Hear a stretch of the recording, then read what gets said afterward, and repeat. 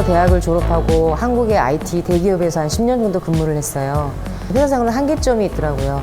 그래서 제 손으로 뭔가 새로운 걸 만들어낼 수 있는 사람이 되기 위해서 요리사라는 직업을 선택을 했고 8년 차 정도 되었습니다.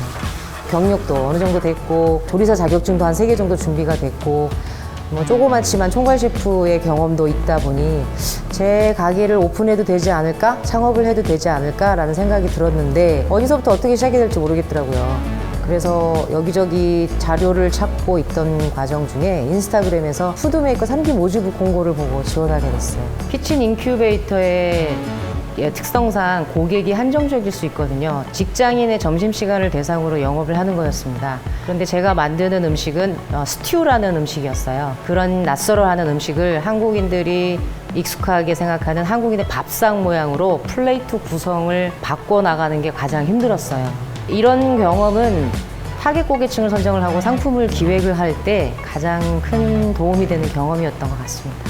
일을 잘한다는 얘기를 참 많이 들었어요.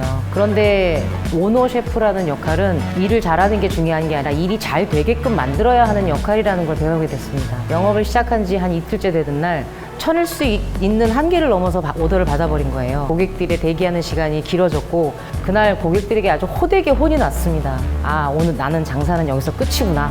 다 끝났다 이렇게 생각을 하고 퉁퉁 부은 얼굴로 그 다음날 출근을 했습니다. 그런데 신기하게 그 다음날도 그리고 그 다음날도 고객들이 계속 찾아와서 제 메뉴를 사주시는 거예요. 근데 그 고객들이 얼마나 고맙고 부끄러웠던지 이루 설명을 할 수가 없을 정도예요.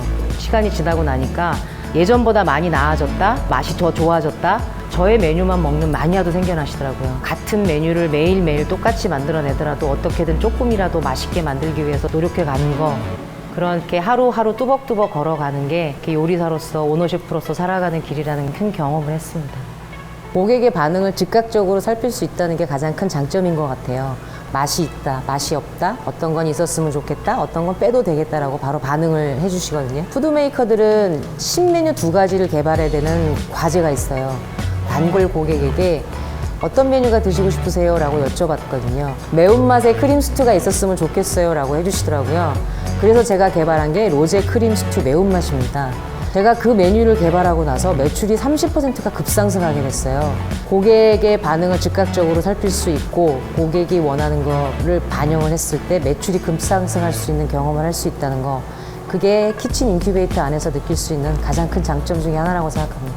키친 인큐베이터 안에서는 식품, 방송 미디어, 그리고 교육, 설비 시설 이런 것들을 담당하시는 전문 매니저분들이 계신데 이분들은 항상 늘 관심을 가지고 푸드메이커들이 무엇이 필요하진 않은지, 솔루션이 있어야 되는 건 아닌지, 아니면 마케팅이 필요한지 최선을 다해서 푸드메이커를 도와주세요.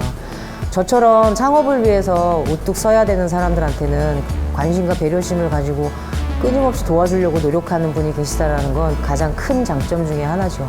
큰 자신감을 좀 얻었어요. 하면 되겠구나. 모르는 건 배워나갈 수 있고 개선하면 되겠구나. 그래서 고객들이 맛있다라는 수치적인 데이터를 얻어서 고객들이 선택해주는 퍼센테이지와 정확한 데이터와 믿음과 여러 가지 바탕으로 굉장히 큰 자신감을 얻었거든요. 그래서 이걸 인터넷 사업으로 확장해 볼 생각입니다. 아침 6시 반에 나와서 저녁 7, 8시까지 하루 종일 음식만 만들고 손님들만 봤거든요. 단 한 치의 흐틀림도 없이 끝까지 해낸 제가 너무 기특해요. 잘했다, 정유선.